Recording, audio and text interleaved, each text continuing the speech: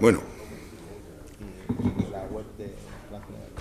egunon guztiei, eskerrik asko etortzeagatik, iraileko osoko bilkura hasiera emango diogu, lehenik eta behin Zoraida zinegotzia beranduago etorriko da, eta Izaskunek ere beranduago etorriko da, biak Mexikoan daude.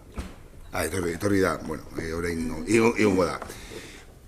Osoko bilkura, onoko gai zerrendarekin hasiera emango diogu, aurreko aktak onartzea, aprobación de actas anteriores, udaletxea erabiltzeko kontratu aldatzea, modificar el contrato de la reforma de la Casa Consistorial, hirugarren puntu aurrekontu aldatzeko expedientea, 13:25, expediente de modificación presupuestaria 13.25, laugarren puntua Olifar 24B-ko zenbakiko lerrilurren kalifikazioa juridiko aldatzea, cambio de calificación jurídica de Olifar 24B, bosgarren puntua EAJ eta PSek udaltaren mozioa elkarbizitzaren alde eta ertzaintza eta udaltzaingoen defentsan, moción de los grupos municipales de EAJ, PNV y PS en favor de la convivencia y en defensa de la ertzaina y policías municipales.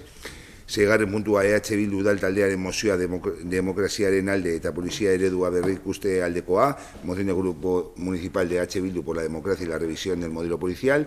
Zazpigarren puntua dekretuen kontu ematea, dación de cuentas y decretos. Zortzigarren puntua galdezkeak, ruegos y preguntas. Honetaz gain, pasaden egunean egin genuen bozeramaile batzorde bat, eta bertan hainbat puntu hitz egin genuen, eta beste aldetik ere garbiketa lizitazio berriaren adjudikazioa, etorri zen dokumentazio guztia astelehenean etorri zen, asteartean prestatu zenuten idazkaritzatik dokumentoak, eta proposatu zen ekartzea ona adjudikazio berria, eta kontratu berria azaroaren batean hasteko.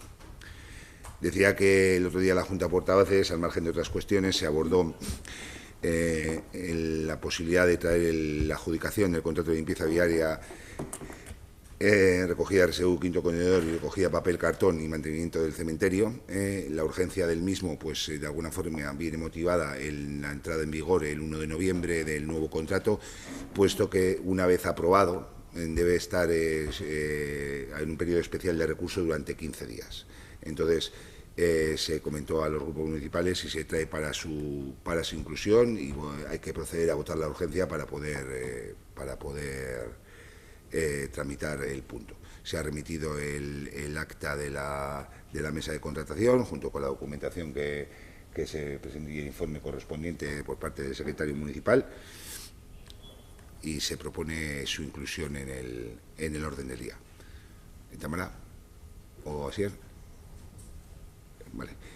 Larrialdia bozka egin behar da, tenemos que votar la urgencia, sartzeko alde, vale, sartuko da, orduan zazpigarren puntuan, zuen mozioaren ostean jarriko dugu, vale?